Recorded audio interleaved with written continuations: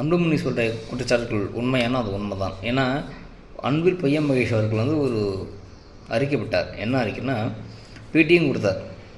33,000 கோடியில் கிட்டத்தட்ட 31,000 கோடி வந்து சம்பளமாக போகுது, மீது 2,000 கோடி வச்சு தான் நாங்கள் பள்ளிக்கான வளர்ச்சியை செய்கிறோம் அப்படின்னு சொல்லி. அப்படி இருக்கும் பொழுது புதிதான ஆசிரியர்களுக்கு வேலை தரணும்னா தர முடியாது. அது காரணம் ஆரம்ப கல்வியில் இருக்கக்கூடிய ஒரு ஹெட் மாஸ்டர் கூட தான் கிட்டத்தட்ட 1 லட்சம் ரூபாய்க்கு சம்பளம் தர்றாங்க.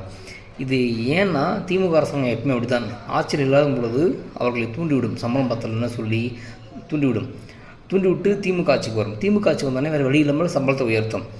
மீண்டும் என்ன பண்ணால் ஆட்சிக்கு வரோன்னா புதிய ஆசிரியர்கள் வந்து வேலைவாய்ப்பு தரும்னு சொல்லும்.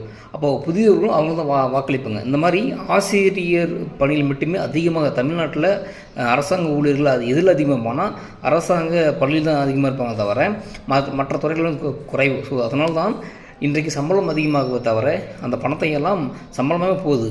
அதில் பள்ளி கல்வித்துறைக்கான வளர்ச்சி எதுவுமே கிடையாது. அப்போது புதிய ஆசிரியர்களை நியமிப்பதும் கடினம், அரசாங்க பள்ளி தரம் உயர்த்ததும் ரொம்ப கடினம்.